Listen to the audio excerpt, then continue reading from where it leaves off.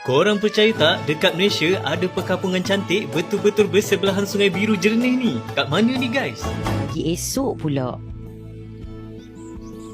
Kakak Naura macam biasalah menuntut janji dia nak mandi jacuzzi. Tak sejuk lah sebab dia ada air panas. Sementara tunggu penuh, dia pun duduk relax santai. Tak ada apa-apa lagi, dia dah kalut dah nak masuk. Lama tau tak dia berendam dekat luar ni. Tapi tak apa, kita bagi peluang lah dekat dia. Suasana pagi dia macam kundasang weh. Sementara kakak So I'm in this weird shaped thing.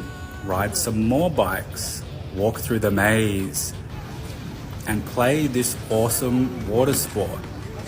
Masa lalu. Nah, sekarang kita strolling di pinggir Sungai Melaka. Dulu di sini jadi nadi perdagangan, tempat kapal-kapal besar bersandar. Sekarang, dinding-dinding tua di sepanjang sungai jadi galeri street art raksasa yang keren banget. Kalau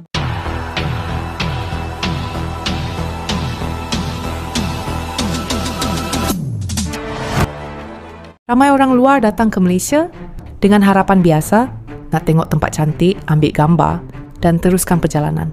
Tapi yang mengejutkan, ada tempat di Malaysia yang buat mereka terdiam. Bukan kerana terlalu mewah, bukan kerana terlalu popular, tapi kerana perasaan yang mereka tak jangka. Persoalannya, apa sebenarnya yang membuat tempat-tempat ini begitu kuat kesannya di hati mereka? Malaysia bukan sekadar ada pemandangan, Malaysia ada alam yang terasa hidup.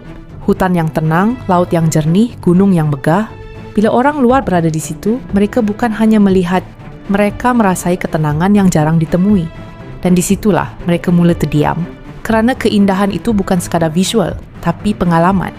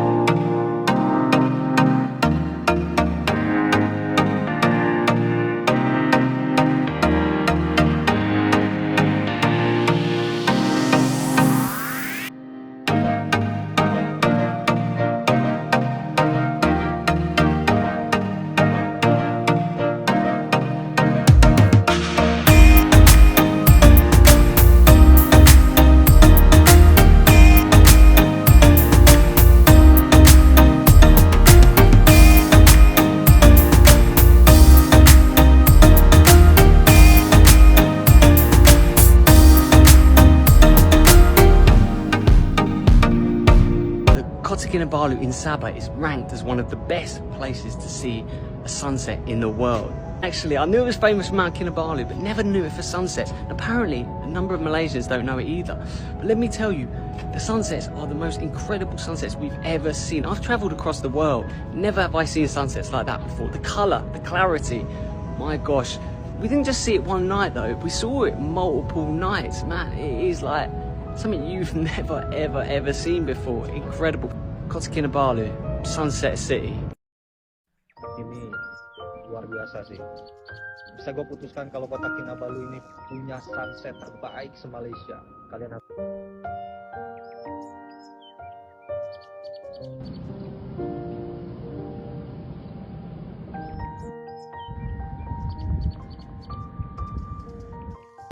Kenapa pelancong luar lebih suka pilih Malaysia berbanding negara jiran yang lain?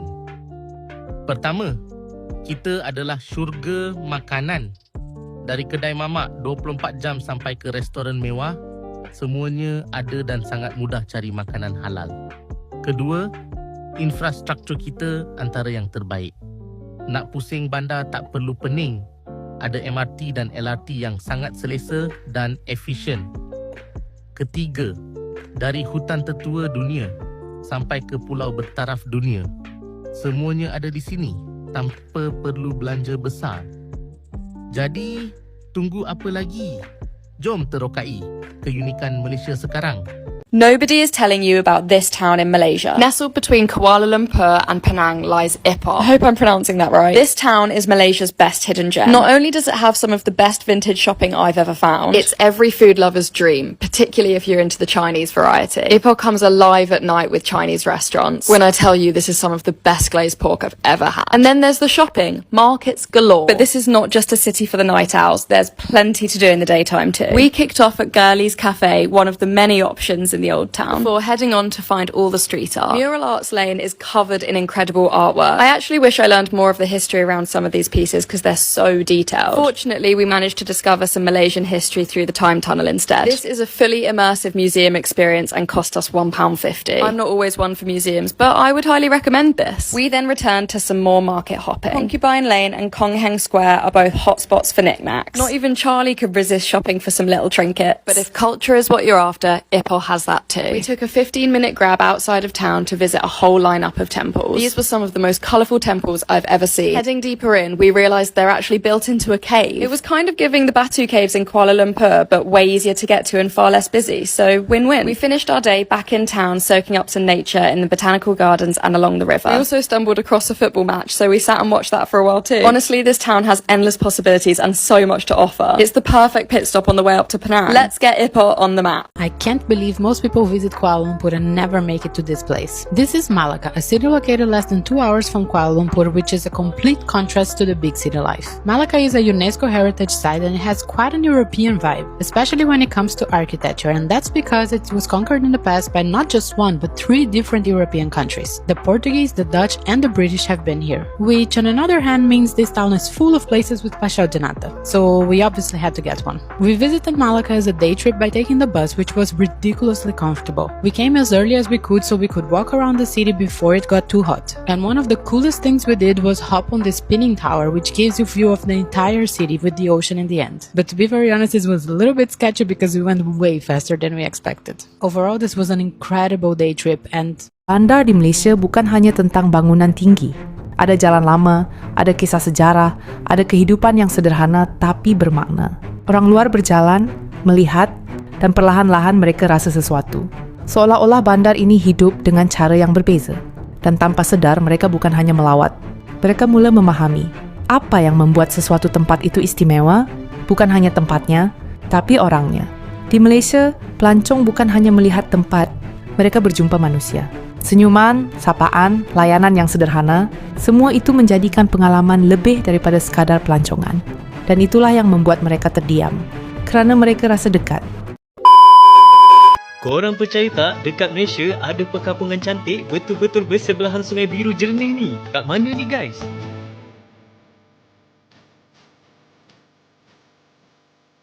Dan sungai yang biru jernih ni, nama dia Sungai Kedamaian. Nama je pun dah menunjukkan betapa kedamaiannya hati penduduk kat sini. Korang bayangkan duduk di area perkampungan, ada sungai biru jernih mengalir dekat tepi rumah korang. Siap ada view Gunung Kinabalu lagi.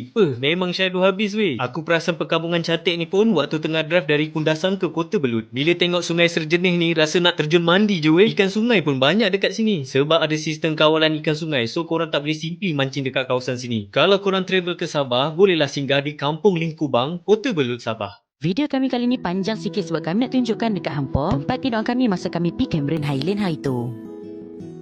Zen by Stella ni dia adalah Japanese glamping dekat Cameron Highland. Masa check-in nanti hampa diberikan satu kunci untuk hampa parking dekat bahagian atas kalau hampa duduk dekat resort atas lah. Bilik yang kami duduk boleh tidur dalam 3 orang. Dekat luar pula ada jacuzzi dan balcony. Kelengkapan macam cerek, makanan ringan, air mineral. Siap ada heater sekali dalam bilik ni. Bilik ada TV, bawah TV tu pula peti ais. Dan ada juga aircon. Kakak Naura pula tak sabar nak mandi jacuzzi. Ada kelengkapan toiletries, siap ada steam eye mask. Lepas tu pukul 8 pula kami siap-siap nak pergi dinner. Dinner pun tak jauh, jalan kaki ke bawah sikit dah sampai kafe. Package bilik kami pula termasuk dinner dan breakfast esok pagi. Dinner dia pula ada 2 hotpot dan grill. Kalau makan dekat luar, Anas lah yang akan menguruskan segala-galanya. Sejuk-sejuk kan makan pula daging syabu-syabu ni.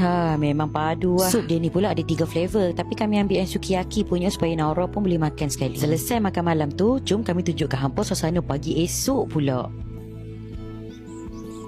Kakak Naura macam biasalah menuntut janji dia nak mandi jacuzzi. Tak sejuk lah sebab dia ada air panas. Sementara tunggu penuh, dia pun duduk relax santai. Tak ada apa-apa lagi, dia dah kalut dah nak masuk. Lama tau tak dia berendam dekat luar ni. Tapi tak apa, kita bagi peluang lah dekat dia. Suasana pagi dia macam Kundasang weh. Sementara kakak Naura tengah mandi, bolehlah nak layan view side. Bolehlah berangan macam duduk luar negara. Selesai kakak mandi, kami pun turunlah bawah makan breakfast pula. Kakak Naura kami order set salmon dan kami dengan Anas pula makan set daging. Kali ni memang betul-betul rehat. Breakfast dengan tengah dinner pun dekat cafe depo je. Tak payah nak keluar pergi cari makan. By the way, hampa bilik yang kami duduk di nama dia Yama Villa. Lupa nak cakap dia ada private bathroom. Bilik dia sangat-sangat besar dan selesa. Best sekali dia tak jauh langsung daripada Tokyo Town. Zen by Stella ni belakang Tokyo Town je. Untuk hampa yang nak rasa Japanese glamping, bolehlah datang tidur dekat Zen by Stella. Hey guys, we're at Titi Wangsa Park. It's pretty awesome, right near the center of KL. Now look at this sign. There's a lot of things you can't do. You can't walk the dog and you can't kiss, but you can ride some bikes, go in the water, climb in this weird shaped thing, ride some more bikes, walk through the maze, and play this awesome water sport. I was watching this for ages. Does anyone know what it's called? Let me know what it's called. I'd like to give it a go. You've got to shoot the ball through the net. Awesome park, recommend. Gak heran sih, UNESCO sampai bilang kalau kota ini punya outstanding universal value. Welcome to UNESCO World Heritage City, Melaka, Malaysia.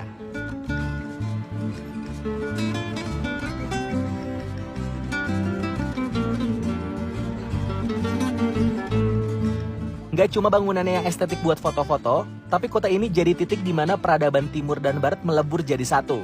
Ini bukan sekedar kota tua. Di sini adalah saksi bisu kejayaan jalur rempah dunia yang pernah jadi rebutan bangsa-bangsa besar. Kita mulai dari titik nol, Dutch Square. Bangunan Christchurch Melaka ini dibangun tahun 1753 pakai batu bata yang dibawa langsung dari Holland. Di depannya ada Bastion Middelburg, bagian dari benteng raksasa yang dulu ngelindungi kota ini dari serangan laut. Melaka ini diperebutkan karena siapapun yang menguasai Selat Malaka, dia menguasai nafas ekonomi dunia pada masanya. Naik dikit ke bukit, ada St. Paul Church yang dibangun tahun 1521 oleh kapten kapal Portugis. Ini tuh gereja tertua di Asia Tenggara. Di sini juga tempat disemayamkannya Santo Franciscus Xavierus sebelum dipindah ke India. Turun dari bukit, kita ketemu A Famosa. Ini tuh sisa-sisa benteng Porta de Santiago. Bayangin, dulu benteng ini mengelilingi seluruh bukit, tapi sekarang tinggal gerbang ini yang tersisa setelah hampir dihancurkan Inggris tahun 1807. Biar makin paham DNA kota ini, mampir ke Galeri Warisan Kota Melaka dan Melaka House Museum. Di sini kalian bakal lihat gimana budaya peranakan Babanyonya lahir. Ini tuh hasil asimilasi pedagang Cina yang menetap dan menikah dengan warga lokal.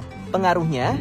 Ya bisa kalian lihat sendiri di ruko-ruko sepanjang Jonker Street yang arsitekturnya gabungan gaya Cina, Belanda, dan Portugis. Termasuk spot ikonik kayak Mike Hill Heritage Melaka yang warnanya kontras banget sama bangunan tua di sekitarnya. Tapi Melaka nggak cuma soal masa lalu. Nah sekarang kita strolling di pinggir Sungai Melaka. Dulu di sini jadi nadi perdagangan, tempat kapal-kapal besar bersandar. Sekarang dinding-dinding tua di sepanjang sungai jadi galeri street art raksasa yang keren banget. Kalau butuh tempat tenang, mampir ke The Baboon House. Ini tuh rumah toko tua yang diubah jadi galeri seni dan kafe tanpa ngubah struktur aslinya. Suasananya magis banget buat healing sejenak. Nggak afdol kalau bahas sejarah tanpa kulinernya. Aku coba asam pedas 5 beradik. Kuliner ini adalah bukti akulturasi. Rempah-rempah Melayu ketemu dengan teknik masak yang kuat. Terus ditutup pakai cendol jam besar. Gula Melakanya itu loh, punya rasa smoky yang beda karena dibuat dari nila kelapa asli dengan cara tradisional. Melaka ini pengingat kalau sejarah itu nggak pernah bener-bener mati. Mereka hidup lewat bangunan yang kita sentuh, jalanan yang kita lewati, dan makanan yang kita santap. Jadi, kapan nih kalian mau luangin waktu buat lihat bukti masa lalu di sini?